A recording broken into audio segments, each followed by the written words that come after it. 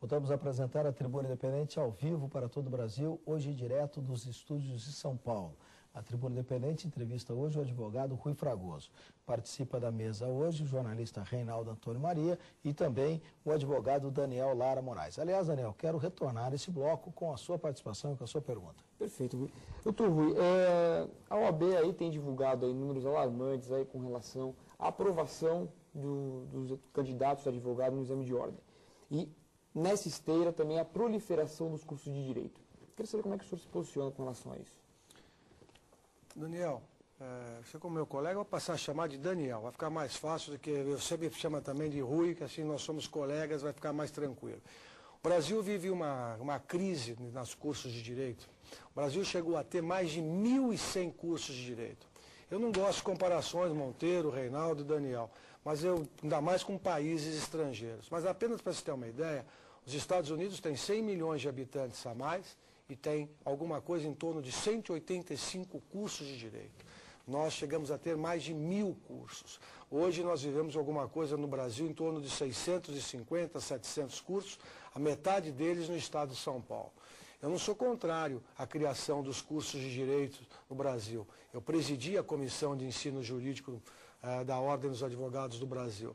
Eu sou contrário à proliferação sem qualidade dos cursos de direito. Hoje nós temos muita gente que sequer faz vestibular, paga um curso caro, caríssimo, e depois de 5 anos de um exercício muito difícil na faculdade, com grande sacrifício familiar, pessoal, não terá colocação no mercado, porque não passa no exame de ordem, também não passará nos concursos para magistratura e Ministério Público e, portanto, o diploma não vai servir para nada, a não ser para enfeitar a parede. Então é necessário que a ordem também acompanhe os cursos, embora respeitando a autonomia universitária, acompanhe a formação, a criação dos cursos e também ajude a desempenhar uma melhoria nesses cursos que não estão atingindo um grau de excelência ou um grau de aprovação razoável. O Brasil não pode viver com um número de faculdades tão grande. É um grande negócio, faculdade de Direito. Por isso, hoje, as regras de mercado devem competir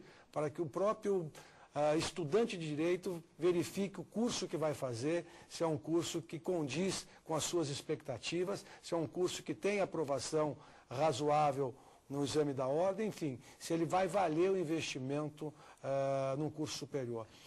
Monteiro, o Brasil discute muito, e já era, parece que uma política anterior, que mais vale você fazer qualquer curso superior do que você não ter um aprendizado. Eu não penso assim. Acho que faltam as carreiras técnicas no Brasil, as carreiras intermediárias. O curso de Direito poderia até ser estendido em mais 1 ou 2 anos, mas que você permitisse que com 2 ou 3 anos de curso ele exercitasse algum tipo de atividade.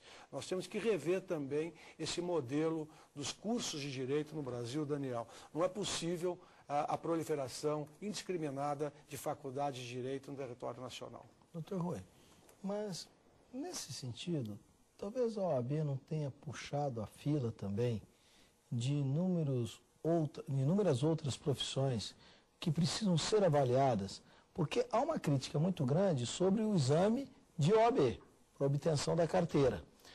Porém, é o melhor antídoto para que os profissionais sejam efetivamente qualificados e que as escolas sejam avaliadas pelo próprio mercado se estão conseguindo aprovar na OAB ou não.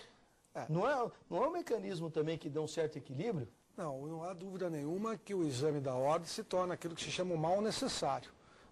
Porque o ideal seria que nós tivéssemos os cursos de direito já suficientes para o exercício imediato da atividade profissional. Por outro lado, o exame se faz necessário e é importantíssimo que isso ocorra. E também mostra que em outras profissões, talvez uma avaliação seja interessante quando do término do curso. Eu gostaria de viver no país em que o exame de ordem não fosse necessário, mas no momento ainda se faz. Reinaldo. Doutor Rui, qual a opinião do senhor sobre a unificação do exame de ordem? Me preocupa um pouco, viu, Reinaldo? O São Paulo hoje apenas Minas Gerais não participa do exame unificado. São Paulo resistiu durante muitos anos. Há uma tendência do Conselho Federal em que o exame de ordem seja unificado. A crítica às peculiaridades do Estado de São Paulo nem sempre são as mesmas das peculiaridades do Estado, por exemplo, do Amazonas. Lá você poderia dar uma força para uma determinada matéria, a uma especialização, a um tipo de regionalização. Então eu acredito que o exame unificado não me pareça ser o mais adequado, porque você teria que respeitar uma unidade nacional. O Brasil é um país com uma característica continental e nem sempre aquilo que é o mais adequado para o Amazonas é também para o Rio Grande do Sul no que diz respeito à formação profissional. Não me parece que seja um grande problema, mas acho que nós deveríamos ter os cursos regionalizados, eu acho que seria mais adequado do que um curso nacional unificado. Doutor Rui, tem uma pergunta do César André, ele é de Catanduva. Ele diz o seguinte: meu nome é César, sou do interior de São Paulo e gostaria de saber, doutor Rui, o que ele acha sobre a OAB ter deixado de um dia para o outro o atendimento das pessoas, porque a defensoria não teria dado aumento para os advogados. Tive que ser atendido por um doutor defensor público, vindo de outra cidade, que com muito esforço me orientou numa questão envolvendo fornecimento de remédio para minha mãe, e que ele conseguiu para mim. Por que o senhor vê, como o senhor vê esta situação para os direitos das pessoas que precisam? Um abraço. Quem pergunta é o César André, de Catanduva. César André, essa é aquela questão que inicialmente eu me referi. Na verdade, a falta de enfrentamento político por parte de nossa instituição seccional, a OAB de São Paulo, acabou por levar quase a uma crise na assistência judiciária, o que significou, no seu caso, você ter que ir a um defensor público de outra cidade ou aguardar a vinda de um defensor público. O ideal é que nós tivéssemos um corpo de advogados atuantes na assistência judiciária com uma remuneração digna, adequada ao papel que esses advogados exercem, um papel verdadeiramente heróico, e que essa remuneração digna propiciasse o interesse que muitos advogados estivessem ou viessem a ingressar na assistência judiciária para dar vazão a um grande número de cidadãos como você, César, que precisam do advogado, da assistência judiciária ou da defensoria pública. Eu lamento que a nossa instituição não tenha caminhado da forma como deveria caminhar nessa relação da assistência judiciária. Doutor Rui, eu vou pedir licença para fazer uma apresentação para o telespectador, para reforçar quem é o convidado de hoje da Tribuna Independente. Vamos ao perfil do convidado Rui Fragoso.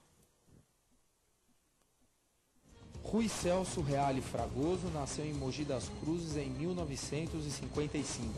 Aos 7 anos, mudou-se para São Paulo, tendo estudado no Externato Assis Pacheco e no Colégio Rio Branco. Formou-se em Direito pela PUC em 1980. É especialista em Direito Constitucional e Comercial e, na PUC, permaneceu como professor até 1990.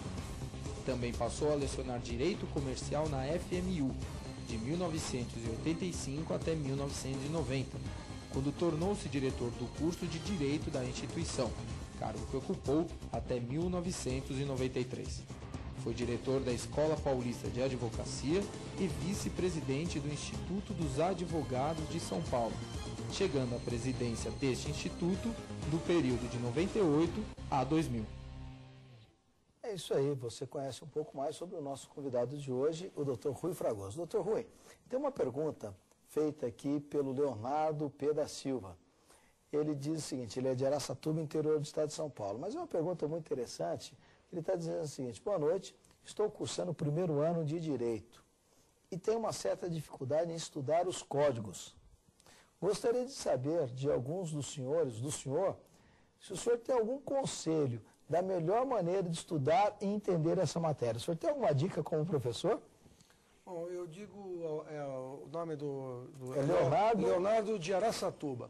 Leonardo, não se assuste com os códigos.